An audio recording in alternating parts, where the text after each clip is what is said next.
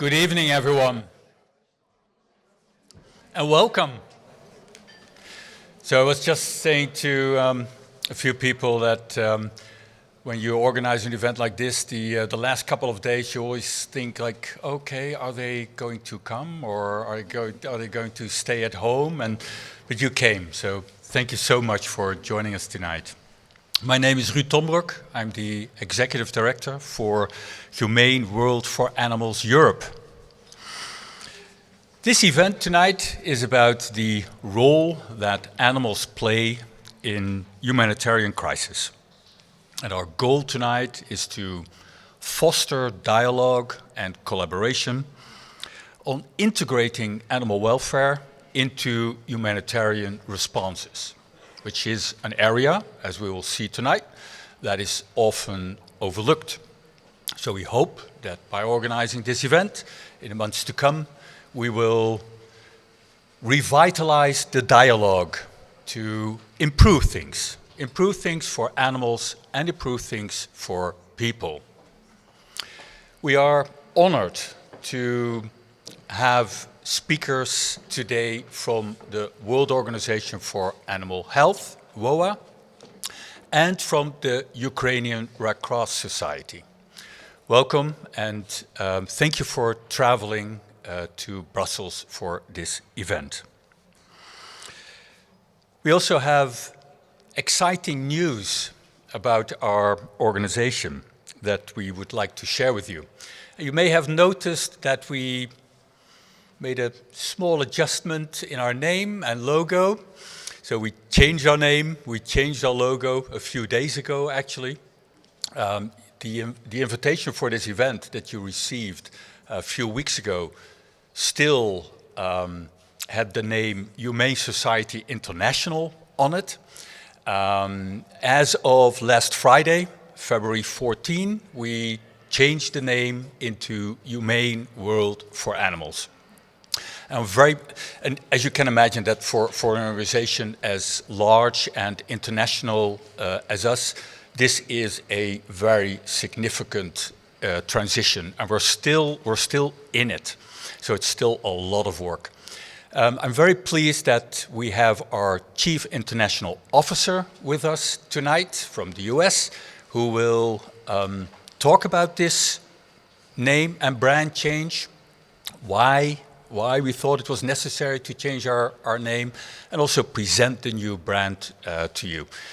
We're incredibly proud, so this event tonight is also a bit of a celebration. I have a few housekeeping announcements for you. I will be your sort of guide for the evening, guide you through the evening. The first one is that all food that is being served here is plant-based. So no need to ask the staff whether it's plant-based or not. It's all plant-based, which is very simple. The second announcement is that the dinosaur hall is open to visit for you, but please do that after the presentations. This is per request from the museum. They want to also have an eye on you, and there's no staff there at the moment, so please wait until the presentations are over and they are free to visit the gallery. Please, when you do that, leave your food and drinks in this room. They are not allowed over there. If you need any assistance from our team, then you can recognize the people working for Humane World for Animals by the logo on the name tag, and the logo is over there too. And after the presentation from our Chief International Officer, you will not forget it. Then there is the photo exhibition, which is, you may have walked past it. If you have a chance, please have a look at these, what we call stories of hope, in particular from Ukraine. And the last thing that I wanted to say is that we are not going to do a Q&A today. The reason for that is that our agenda for the night is pretty full, pretty packed, so there's no time, and we have an event manager that is who is very, very tough. So no Q&A, but please, because all the speakers will stay after the presentations in this room, so please, if you have any questions, contact them directly. We would love to have that dialogue starting today.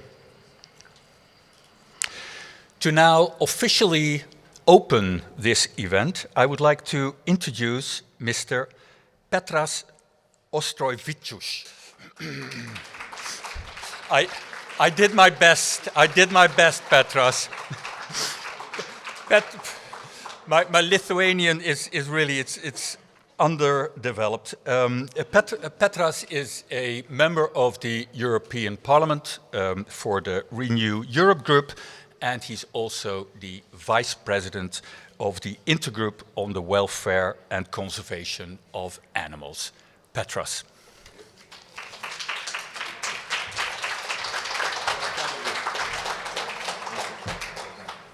All right. Good evening, everybody. My pleasure to see you around. Indeed, my name in my native language would sound Petras Auštrevičius. But it's a complicated name, as nobody knows where from we came to that part of the world, Europe in particular, but now we're happy where we are. I mean, the title of this organization, Humane World for Animals, might be changed in recent days. Humane World for Humans as well. I think we all need, more humane world for all of us together. And indeed, at this very special, probably timing in US and Europe relations, it's important to have our American friends in cooperation with us, so I appreciate this. And I'm looking forward to keep this transatlantic bond as strong, as lasting as possible. Let me to read you some lines which I think are quite important for our today's gathering. Friends, we are rapidly approaching the 3rd anniversary of Russia's military invasion of Ukraine. I hate this, but it's a matter of fact. Imagine 3 years. As of today, it is 100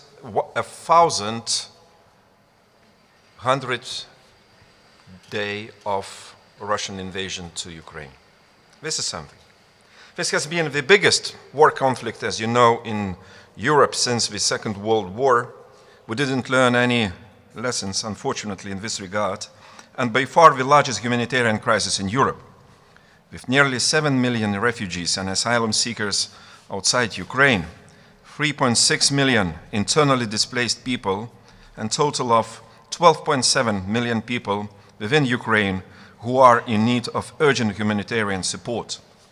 That humanitarian crisis resulted in millions of abandoned animals and pets. The war of aggression on Ukraine is a humanitarian disaster for a population, but also for the animals. The bombs hit animal shelters, farms, and zoos that are home to animals. This war has resulted in 3 years of unimaginable suffering, loss, and resilience. It has not only shattered cities and displaced millions, but also left deep scars on the lives of ordinary people and the animals who share their world. Many of those fleeing from Russian attacks refuse to leave their pets behind. This is a testament of a strong bond between humans and animals. Animals don't abandon people. Sometimes people abandon animals. These people clearly considered their dogs, cats, and other pets to be part of their family and would not abandon them even in the face of war. I saw myself in the very beginning of this unfortunate timeline, probably very beginning of March 2022, on the border between Ukraine and Poland, once families crossing border were carrying cats, small dogs, other pets with them.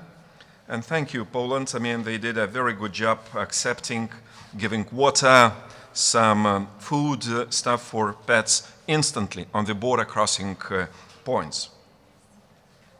Within 24 hours of the first refugees crossing the borders into EU member states, the European Commission, indeed, took the step of removing the usual barriers for people bringing their pets into the Union. Pet passports and vaccinations were something that could be sorted out later, rightly so. It was clear that those fleeing Ukraine with their pets must be given a safe haven right away. It was then, too, that NGOs like Humane Society International stepped in the helping those arriving. For example, Poland and Romania with their animals were provided with the pet supplies that they needed so much. But not everyone in Ukraine was able to leave their home to get to safety. Local organizations and activists reported that many people, especially elderly, preferred to stay, and still, by the way, stay in the conflict zone and front lines, as they could not evacuate their farm animals, horses, or pets. There have been many good examples when local people organized to save stranded and abandoned pets at homes. Zoo Patrol initiative is one of them. Very interesting, by the way, initiative.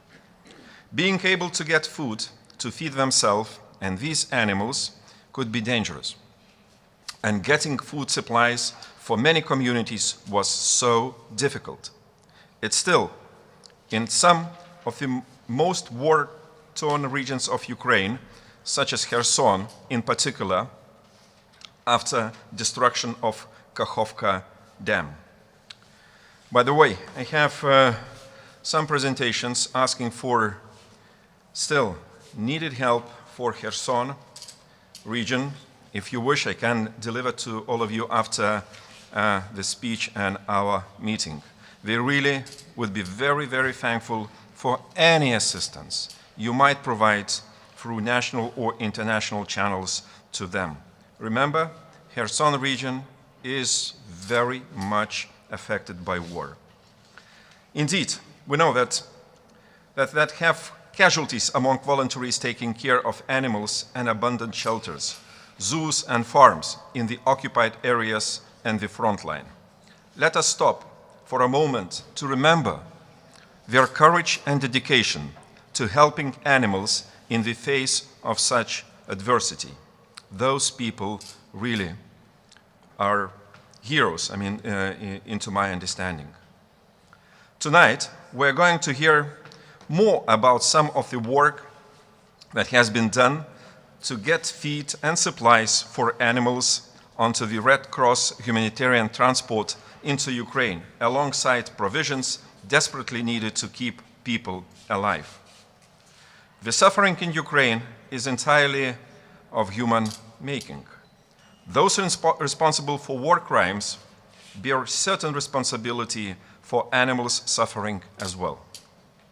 There are, however, natural disasters that are not preventable, which have a similar effect.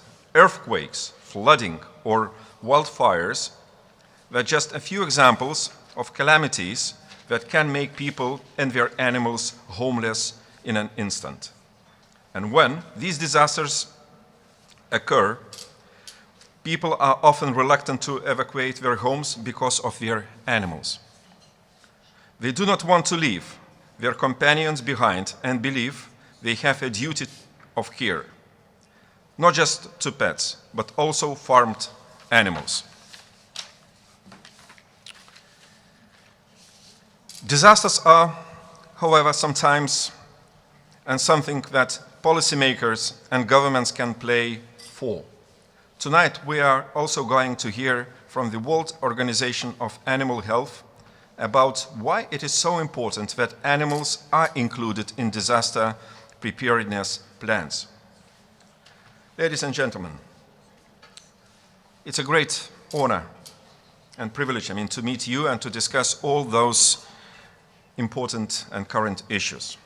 And on this occasion, let me to thank wholeheartedly the Humane Society International Europe for organizing this event. Thank you, Joanna, for invitation. And of course, raising awareness about the need to be prepared for any unexpected situation with a view of animal welfare remains to be our common task. Thank you.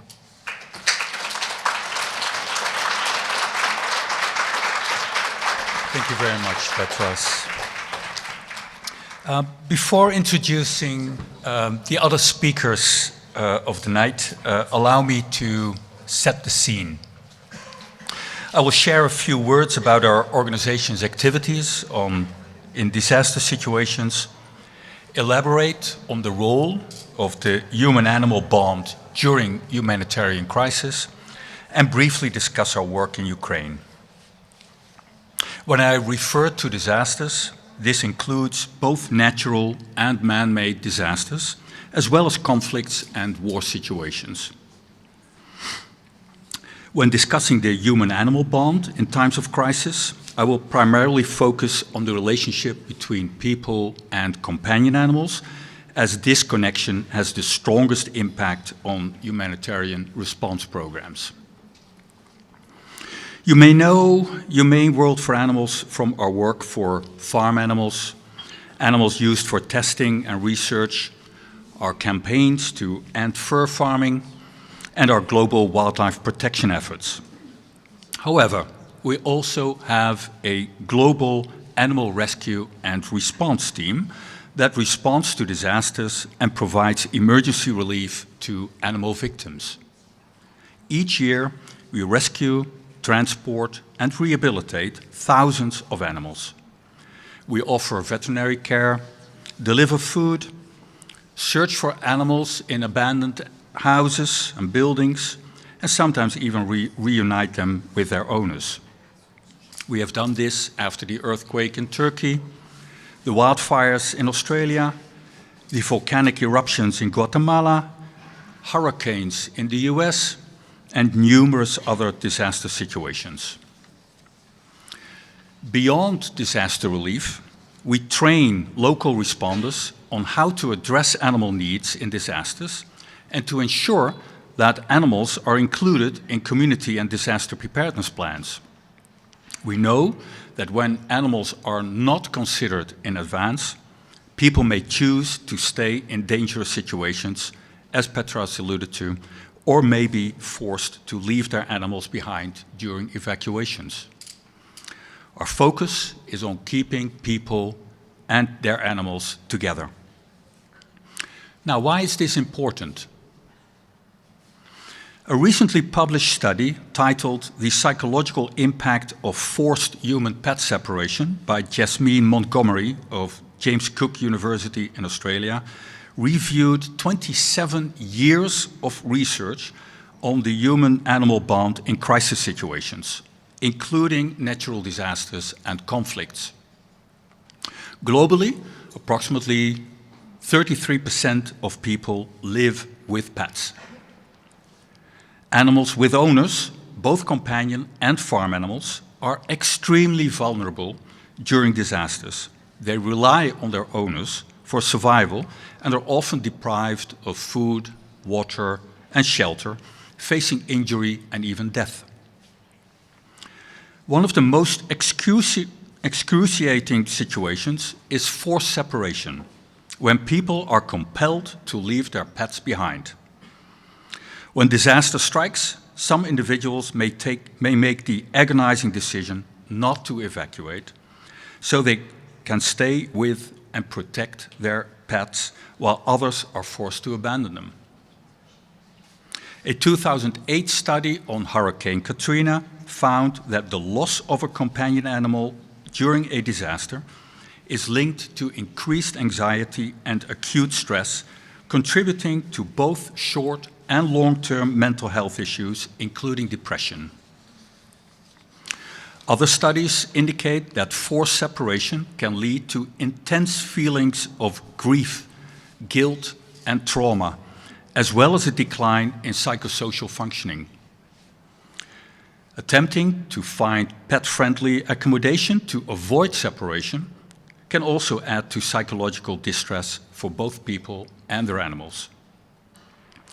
The special bond we share with our animal companions is highly significant. During conflicts and crises, animals provide comfort and a sense of stability to those who have endured so much. So what is the situation in the EU? With the increasing number of natural disasters, do emergency relief protocols sufficiently include animal support? And what about conflict situations? During the recent floods in Central Europe, the Polish government advised people to evacuate their animals. However, the fire brigade, responsible for most evacuations, stated that their transport methods were not equipped to evacuate animals. Similarly, during the 2021 floods in Belgium and Germany, which resulted in hundreds of human casualties, animal protection organizations were not permitted to enter the disaster areas because they were not listed in the emergency protocols. After Ukrainian refugees began arriving in the EU, it became evident that different EU member states applied inconsistent entry and quarantine rules for animals, adding further stress and difficulty for refugees traveling with their pets. In response, Humane World for Animals Europe commissioned IRMA, IRMA stands for Integrated Risk Management Associates, to conduct a 2024 study on the inclusion of animals in EU disaster legislation. The study concluded that, apart from positive legislative progress in Italy and some references in broader EU disaster policies, animals are largely overlooked. There is lack of consideration of animals in existing humanitarian aid. With regard to farm animals, the attention is heavily human-centric, with concern focused on the animal's owners. Animals are, in many cases, not protected except for the monetary value to their owners. There is also minimal reference to wildlife protection, except concerning disease control and zoonosis. Measures to save unowned animals after floods or wildfires are rare and usually taken on an ad hoc basis. A 2023 report by our colleagues Eurogroup for Animals highlighted the lack of inclusion of animals in disaster management protocols, leading to fragmented and uncoordinated aid. The report emphasizes that the legal recognition of animals in EU disaster law is crucial to ensuring their protection and integrating animal welfare actors into disaster response mechanisms. To conclude, a few words about our program in Ukraine. The war has caused immense human suffering, death, and injury, as well as countless animal casualties. Since the conflict began in 2022, Humane World for Animals has been active in Ukraine and other European countries, helping animals and supporting their owners. Thanks to the generous support we received from financial donors, in particular from Mars Incorporated. With the Federation of Veterinarians of Europe, FVE, and the Federation of Companion Animal Veterinary Associations, FECAVA, we launched the Vets for Ukrainian Pets program, which enabled Ukrainian refugees in 38 European countries to request reimbursement for veterinary expenses. We supported 22 NGOs at key border crossings in Poland, Romania, Slovakia, Hungary and Moldova, organized transports of pet food into Ukraine, and worked with airlines and bus companies to allow pets accompanying Ukrainian refugees on board. Our discussions with the International Air Transport Association, IATA, resulted in their July 2022 recommendation for airlines to facilitate safe pet transport during crisis. In Ukraine, we collaborate with shelters, provided farm and wild animal rescue centers with tons of hay and oat to get through the winter period, and we work with a mobile veterinary clinic, a sort of an animal ambulance, called Homeless World.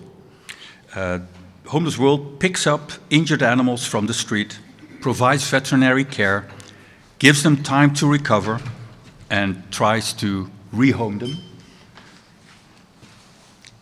And now I have the clicker here to show you one of them, one of these animals, a little fellow called Mishka, who, after being picked up from the streets by Homeless World, receiving treatment, and after a long journey from Ukraine to Brussels, ended up living in our home. And thank you. And he seems to be enjoying himself there. I'm not going to speak about our partnership with the Ukrainian Red Cross Society, because Tetiana is going to do that. And I hope that this presentation has given you a bit of a sense of how animals play a role in disaster situations. And also that there still is a lot of work for us all to do to protect companion animals, farm animals, and wildlife. I would now like to introduce one of our other guests to you, Mr. Paolo Dalla Via, who works at the World Organization for Animal Health as Technical Officer, Dog Population Management and Disaster Management. Paolo will speak more in depth on some of the topics that I just touched on. Paolo.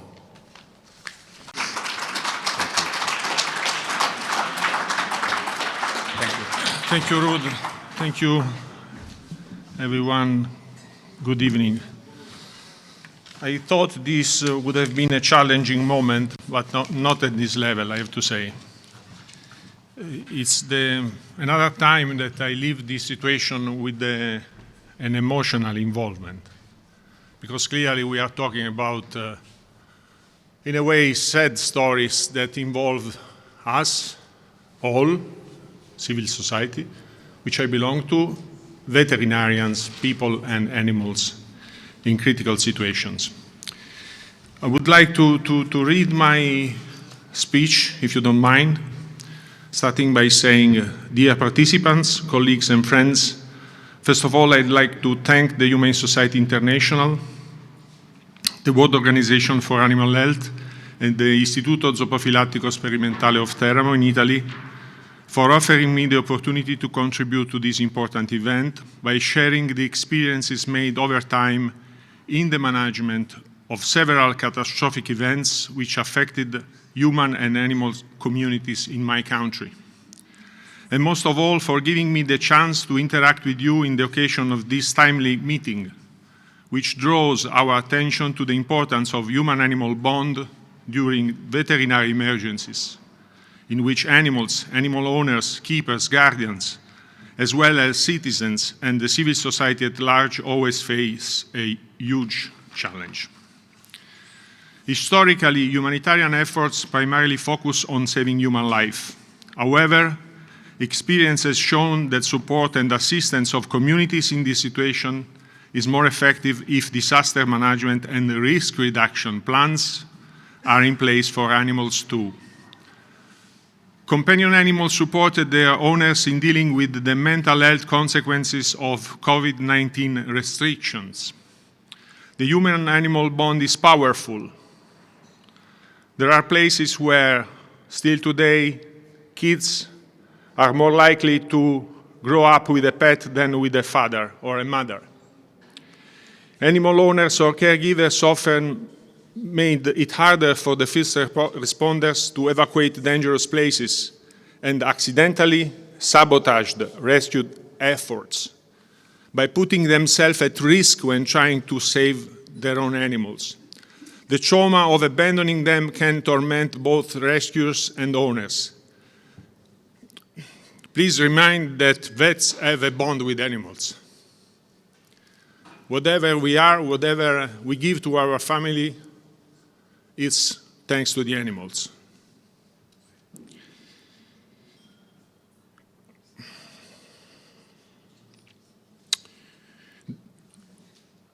Animals have been co-opted by humans to help them on the battlefields, while many others have been caught up in conflicts.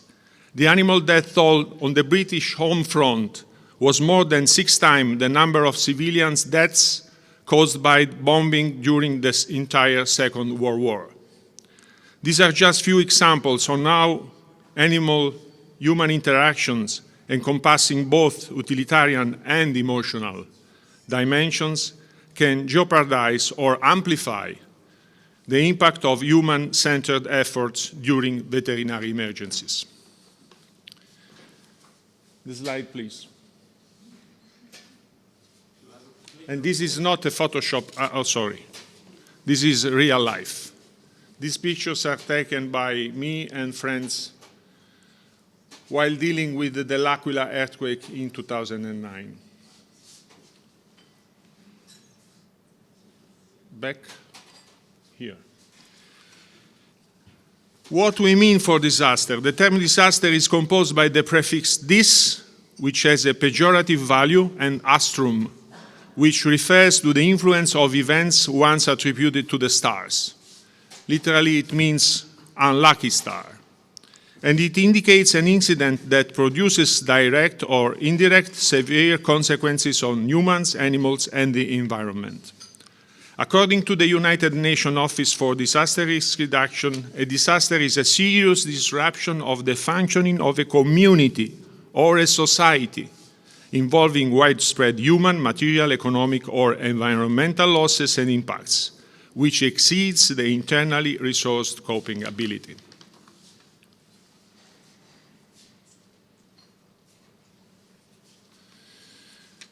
The relationship between humans and animals during natural disasters is multifaceted. My personal experience dates back to 2009, 16, 17, when I was involved in the response to catastrophic events that repeatedly hit central Italy, and it is strongly rooted in the memories of a series of unforgettable situations where animals and people were rescued and assisted by the civil protection, which is today, since 2018, in Italy meant to protect life, physical integrity, property, settlements, animals, and the environment from damage resulting from natural disasters or deriving from human activity.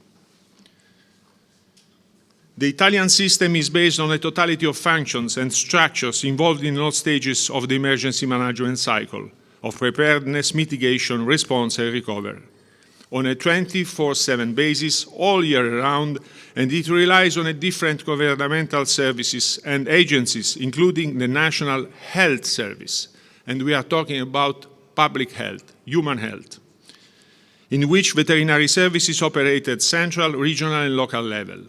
The organization of the response is normally articulated into 14 different sectors or functions.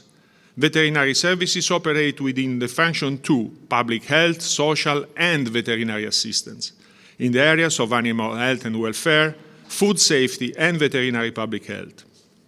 A WHO study group on future trends in veterinary public health was held in Teramo, my home institution, 25 years ago, in order to review the contribution of veterinary science to public health. On that occasion, behavioral and mental aspects of human-animal relationships were included in the sum of all contributions to the physical, mental, and social well-being of humans. And now, very quickly, this is what happened in L'Aquila.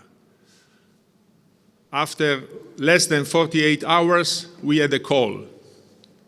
The problem was to bring back to a girl who had lost all her family the dog that was brought to a veterinarian nearby Teramo because he was in need of being operated. So the lady remained alone. She wanted her dog back.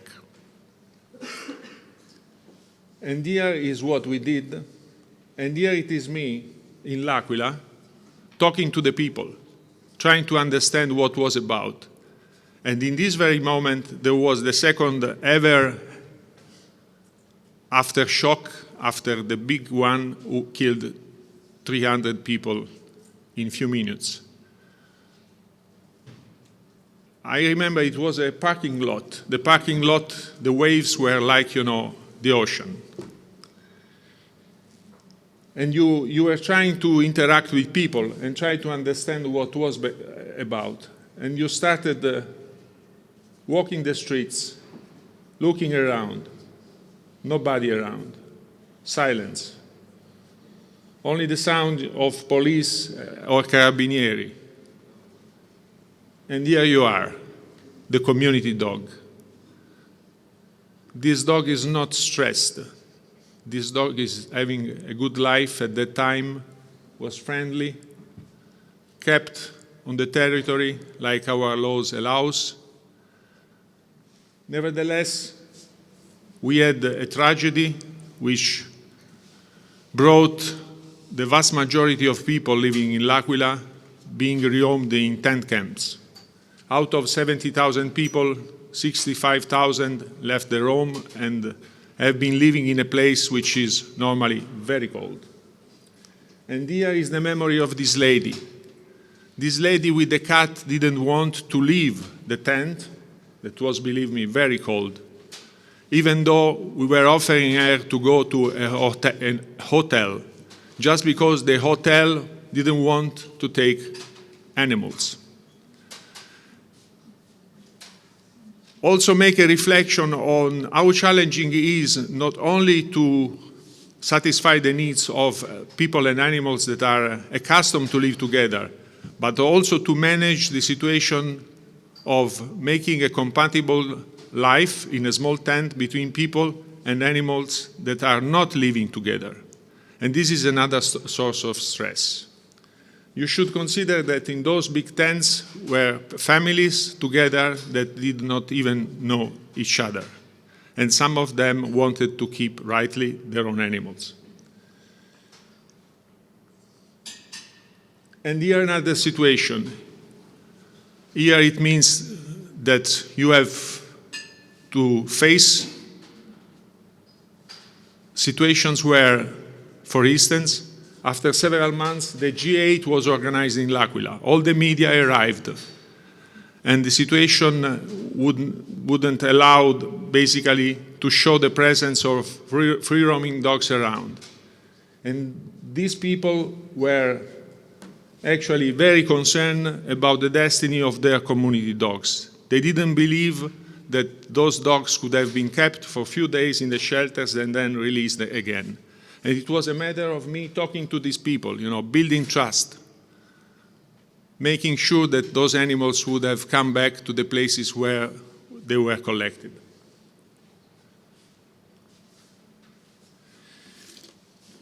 To date, the World Organization for Animal Health has a well-recognized leadership role in protecting animal health and welfare, safeguarding human and environmental health, and help restoring social and economic conditions in the aftermath of natural and man-made disasters, including epidemics, which is very important.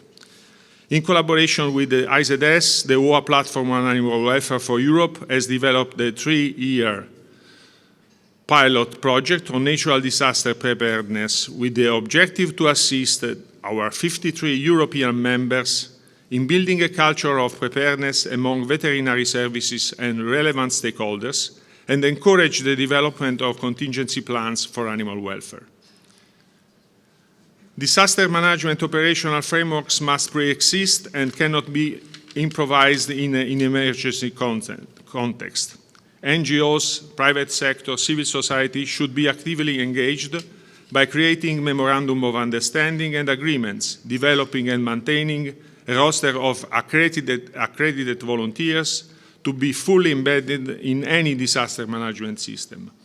However, no animal rescue and assistance teams should be deployed without a clear knowledge of the expectations, duties, and the required skills levels. It's not a matter of showing up and expect to be useful without any experiences on how to work under an incident management system, ever learned communication protocols, or being, for instance, exposed to risks like biosecurity risks and others. Disaster management preparedness through planning, training and simulation exercises is key. The human factor is fundamental. We have to listen and learn from the people first and foster trust-building processes in peacetime. It is essential in order to rely on positive relations and transparent information sharing. And here, my take-home message, few lines.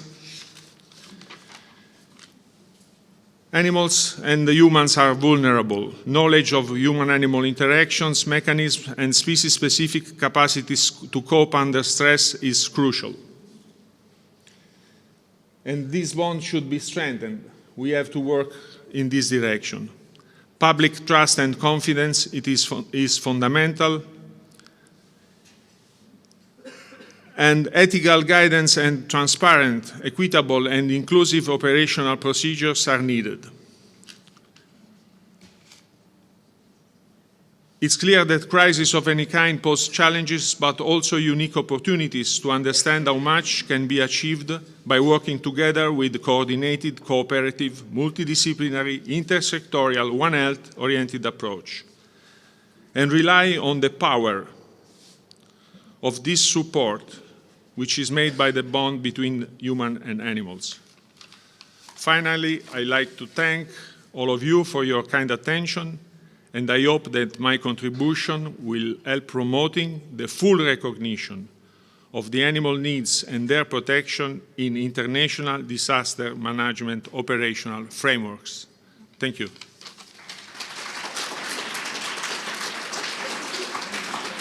Thank you very much, Paolo, for this great overview, and I hope that we can continue to work together on this. The next speaker of the evening is Tatiana Yaskova, who works at the Ukrainian Red Cross Society as head of the project management office.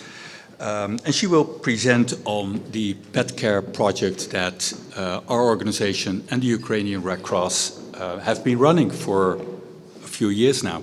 Tatiana. Good evening, ladies and gentlemen. My name is Tatiana Iskova, and I'm honored to be here today.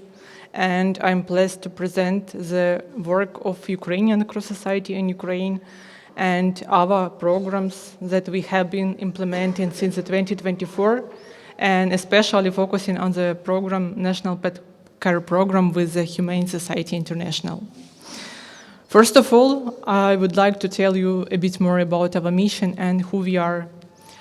Our mission of Ukrainian Cross is alleviate people suffering and also to support to those who in need. URCS is a part of the international Red Cross and Red Crescent movement, which is significant for us in mobilizing resources, funds, such as expertise, and also to locate and help most vulnerable people worldwide. Meantime, the URCS is the largest humanitarian organization in Ukraine that has been operating since 1918, which is over 107 years. And also we have been playing the auxiliary role to Ukrainian government just now for over the last 3 years since the full-scale invasion.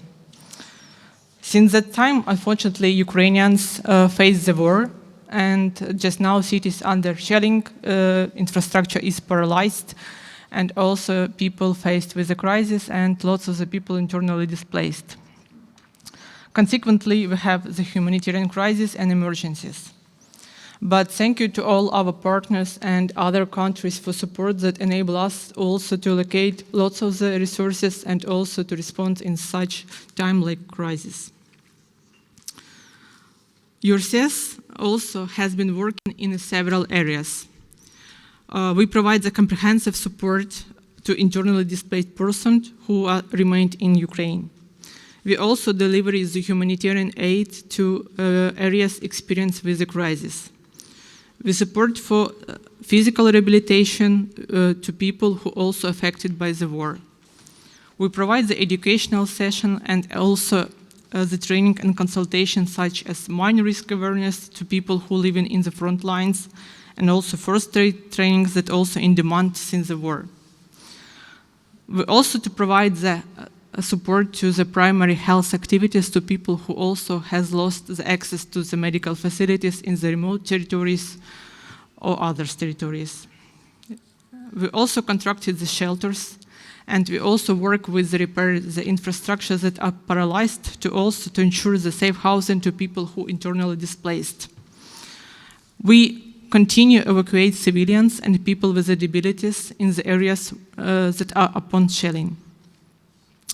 But our impact is made possible by the dedication of over 8,000 of our volunteers and around 200 local branches across Ukraine that are operating on the 23 regions, which are just now upon our government control. Together, since 2024, we were able to aim and to support over 13 million of people with a different kind of support. We provide lots of the humanitarian aid to the different areas. We also provide over 600,000 consultation, like awareness, educational session, and first aid trainings. Almost 1 million of people also receive psychosocial support and consultation in the different times.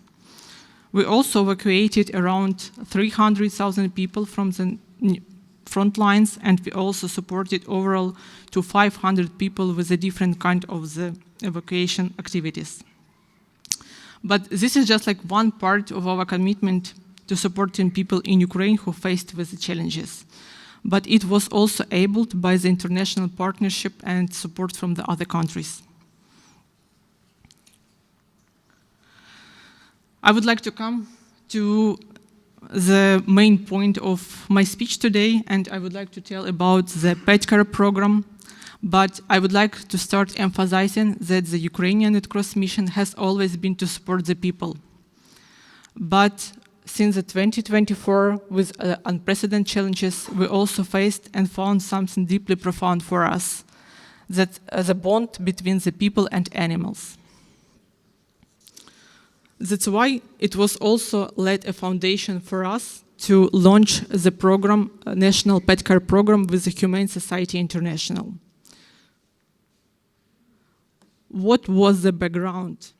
So just now, since 2024, we can see that over 12 million of people who left their homes due to the war.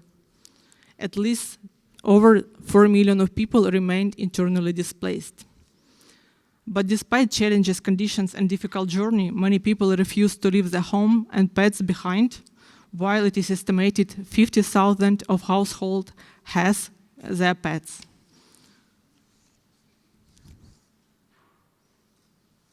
Meantime, there is a financial crisis in Ukraine. 56% of internally displaced persons reported that they have faced with the financial situation worsening. Also, 27% internally displaced households reported the lack of food. 63% also resorted their food quantity and also reduced the expenditure to essential non-food items. Furthermore, unfortunately, the displacement continues because the front line is moving forward, also forcing the people to leave their homes and also take their pets and seek the refuge in the safe places. So in the end of the 24, upon all the data of the government, we have over 4,000 square kilometers have been occupied. This is comparing around 25 times of the Brussels area. What are the consequences we observe? Ukraine just now is among the top 10 countries with the largest number of the stray animals, which is around 140,000 animals who need help. Most of these animals, 48%, are believed to have been abandoned, despite the people forcing to leave their homes.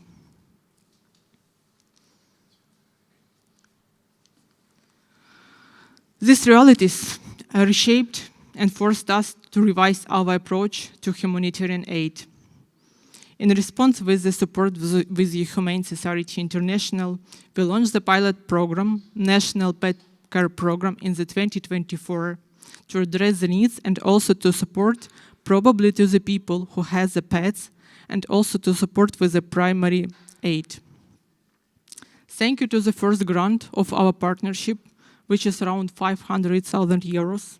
We laid the foundation to these initiatives, and also success of this pilot led us also to launch the second grant in the 2023, which is around 750,000 euros. This is not like final stage, because we also negotiated and continue our support in the 2025, and we also drafted and designed the next phase of this grant, which is around 800,000 euro, and the total support of the Humane Society International is over 2 million euros. But I would like to demonstrate you the tangible results that we were able to provide. The primary mission was to support and to provide the primary items and pet food to the people with the pets, and also to cooperate with them while evacuating. We provided over 500,000 kilograms pet foods, and we also distributed 100,000 kilograms cat litters and 10,000 litter boxes, and also provided 10,000 pet carries, and also provided and distributed 16,000 packs of medicine. This is essential aid enable us to support over 55,000 of pet owners and around 120,000 of pets. But this is just like not only the primary support to the people and the animals. Pet care programs also showcased us the essential trust. For many people in Ukraine, the pets not like companions, they are a family. In time of the crisis, this ability to take care of the animals also offers the emotional stability and hopes. It also demonstrates our shared commitment to meeting the holistic needs of communities during emergencies. This experience has taught us that the animal welfare must be integrated to the humanitarian aid, not like as afterthought, but as a vital part of the response in the emergencies. So that's why we continue our cooperation in the 24 with our program with the primary support, but we would like also, based on the demand, to expand our program across Ukraine. So we started from the 40% of the Ukrainian territories, but the third grant also enabled us to expand our program and to support and cover around 70% of Ukrainian territories. This phrase in the 25 years also shows the strong our partnership with the Humane Society International and Red Cross, and also our shared commitment how to help communities in the emergencies.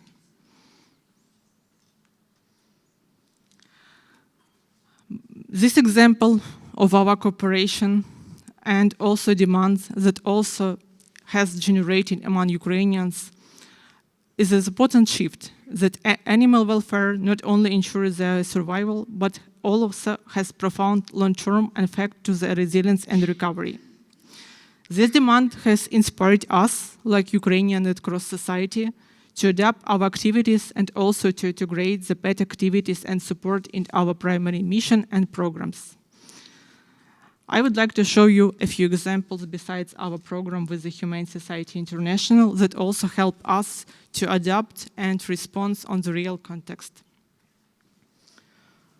One of the primary our program is the first aid training for the people, but based and since the example from our partnership with the Humane Society International, we also launched and adapted our program.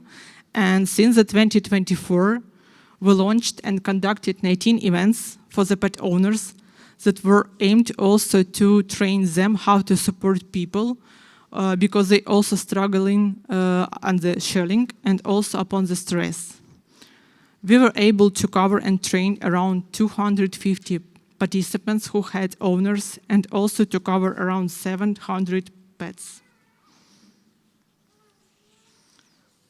I would like to tell you a bit more about the next example about Kakhovka dump that was destroyed in the mid of the 2024 in the eastern of Ukraine, flooding the lots of the territories. The first hours, our emergency response teams also evacuated and rescued lots of the people. But while evacuating, they also enabled to support and to rescue around 30 animals and also to provide around 103,000 pet food to the people with animals who also has lost their access to the mainland. This is not isolated cases about pets activities that also link to our primary mission.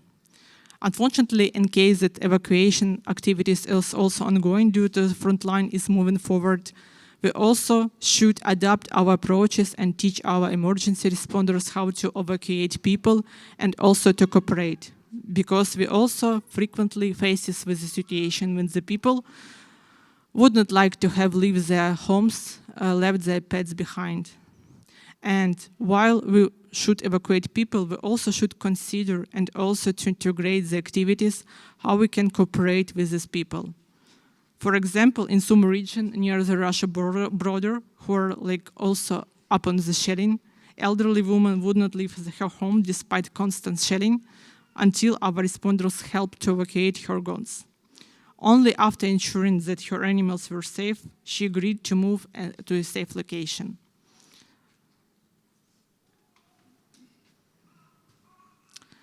As I also mentioned that we support two people with pets, but sometimes we also should adapt and also to support to the stray animals. So in case of the very empty territory on the Zaporizhia that usually struggling upon the shelling, we also installed for the stray animals the feeders that were not supposed, but we also should adapt and respond in the realities.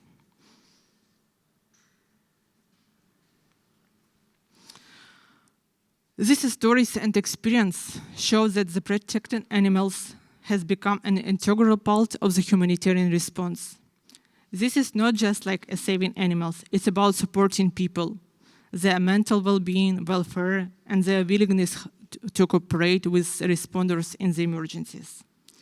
That's why the main message of my presentation that we should consider the animals' welfare and animals' activities in the emergencies response and also to take into consideration.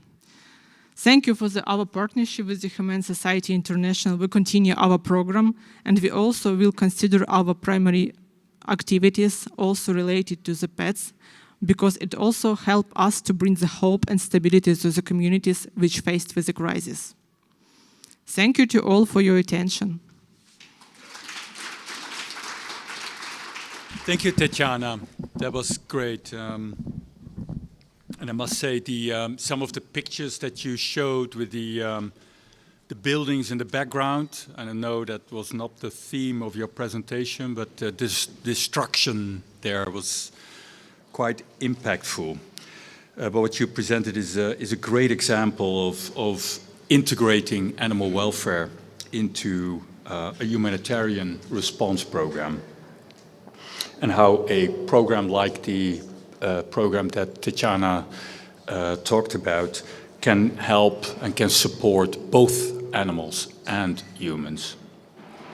So thank you for that.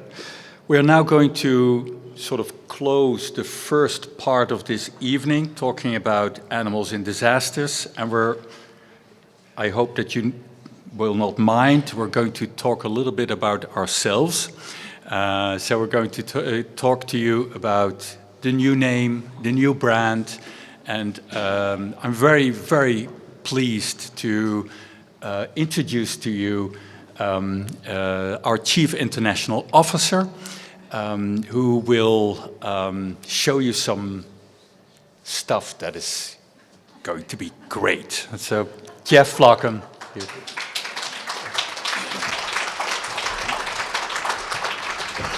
So, I'd like to start with a disclaimer and an apology.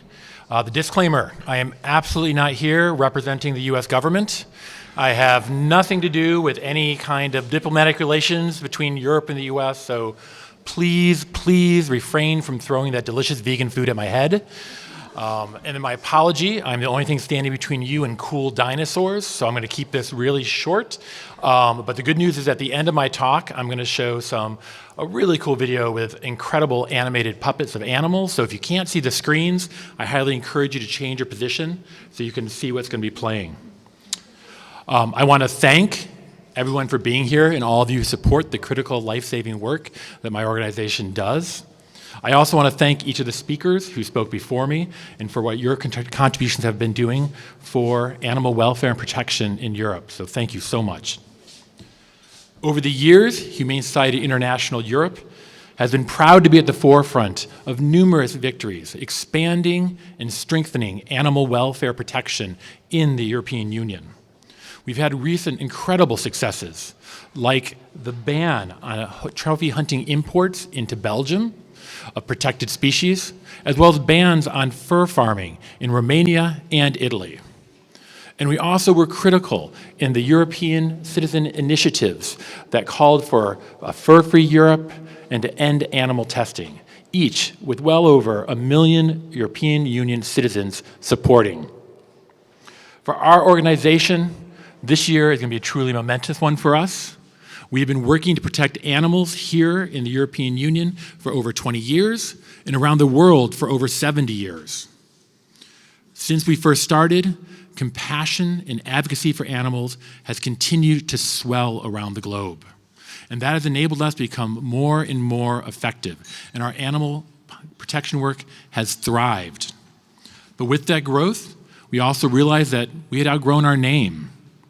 We are a leading organization globally to protect animals.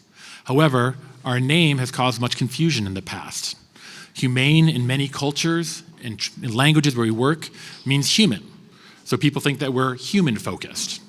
And also the word animals is nowhere in our name, which is a problem, because animals are at the heart of everything that my organization does. We know who we are. We're an organization on a mission to end animal suffering wherever and whenever we find it. A mission to address the root causes of animal cruelty and to eradicate them. And a mission to create permanent, beneficial change for animals around the world. Our new name reflects this, and we believe in this new name as strongly as we believe in the bright future of our organization. Humane World for Animals. It's strong, it's memorable, and it perfectly demonstrates who we are and what we are striving to achieve. Here in the EU, we will remain Humane World for Animals Europe to signify our focus on the European Union geographically and the countries that surround it, at the same time tying it to our global family of organizations, working in over 50 countries around the world to protect and save animals. Whether through advocacy, rescue, policy work, education, research, in all these ways, our focus is to prevent animal cruelty and suffering before it happens. I'm excited to share this video that captures our vision and what we can achieve as one humane world for animals.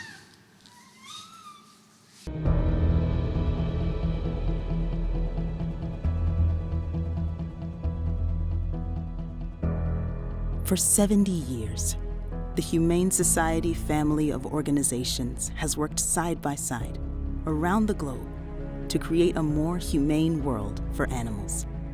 Because we know animal cruelty is in what we eat, in what we wear, in how we live. Animal cruelty is everywhere. But so is compassion. We care for animals who are suffering today, and we tackle the root causes of cruelty for a kinder tomorrow. We bring big ideas, bold action, and the conviction that we can make a difference. Because it's not enough to save the day. We have to change the world. We're building a humane world where wild animals stay wild and protected, where farmed animals no longer suffer, and no animals are used in experiments, where our companions are cared for throughout their lives. We are becoming one humane world for the end of animal cruelty. Together, we can make it happen. Come with us as we become a humane world for animals.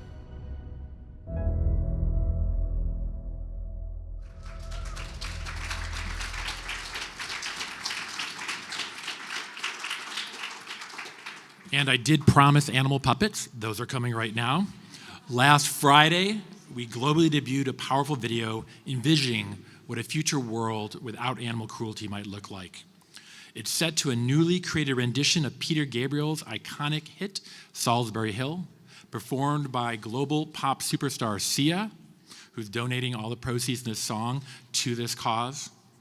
We are very excited to bring this video to you all, and hopefully you'll be able to see it on TV and online and share our vision for the future.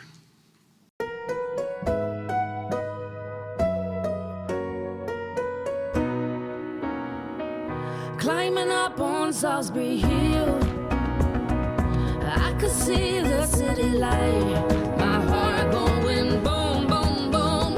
Hey, he said, grab your things, I've come to take you home. So come on, take me home, back home. So come on, take me. So with that, I want to sincerely thank everyone here and sincerely thank our team here in Europe who did a fantastic job pulling it together and continue to do incredible victories for animals here in Europe and supporting victories around the world. All of us here can support animal protection, and together we can make a humane world for animals. Thank you.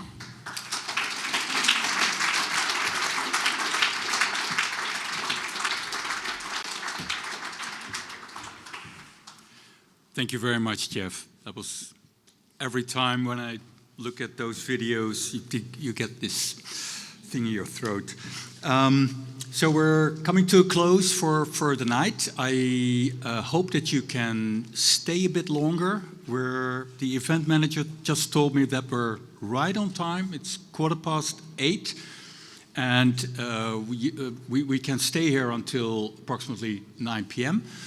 Please, if you would like to go to the dinosaur hall, keep the food and drinks here, please.